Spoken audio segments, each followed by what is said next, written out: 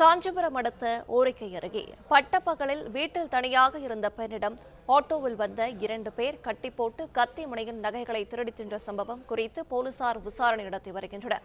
விவரங்களை தருகிறார் செய்தியாளர் ஸ்ரீராம். வணக்கம், விவரங்களை சொல்லலாம். காஞ்சிபுரம் மாநகராட்சிக்குட்பட்ட ஓரிக்கை அடுத்த தணிகவேல் நகர் பகுதி இருக்கிறது. இதில் சங்கர் மற்றும் அவருடைய மனைவி தீபா 2 குழந்தைகளுடன் வசித்து வருகிறார்.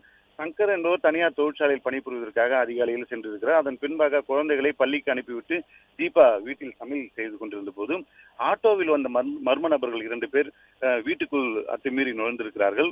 வீட்டுக்குள் நுழைந்த பிறகு தீபாவின் வாயை கட்டி கையை கட்டி அவர்கள் அணிந்திருந்த தாலி சரடு மற்றும் தங்க நகைகளை பறித்து அதன் பின்பாக மாடிக்கு சென்று பீரோவை திறந்து அங்கிருந்த நகையும் 10,000 ரூபாய் பணமும் எடுத்திருக்கிறார்கள்.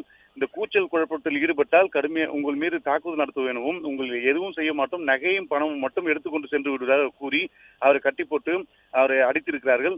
அதன் பின்பாக அவர் சென்ற பிறகு கூச்சலிட்டிருக்கிறார். அருகில் இருக்கக்கூடிய வீட்டில் இருந்த நபர்கள் வந்து அவர் கதவை திறந்து உடனடியாக மருத்துவமனைக்கு கொண்டு சென்றிருக்கிறார்கள். அதன் பின்பாக தாலுகா போலீசார் இது குறித்து வழக்கு பதிவு செய்து விசாரணை மேற்கொண்டிருக்கிறார்கள். அந்த தணிகவேல் நகர் என்பது தற்போது விரிவாக்கம் பணி நடைபெற்று வருவதன் காரணமாக குறிப்பிட்ட இடங்களில் மட்டும்தான் வீடியோ இருக்கிறது. அந்த பகுதி முழுவதுமே சிசிடிவி காட்சிகள் எதுவுமே இல்லாததால் போலீசார் தற்போது வழக்கு பதிவு செய்து விசாரணை மேற்கொண்டு வருகிறார். பட்டப்பகலில் வீட்டில் புகுந்து பெண்ணை கட்டி போட்டு நகையை பறித்து சென்ற சம்பவம் பெரும் பரபரப்பை ஏற்படுத்தியிருக்கிறது.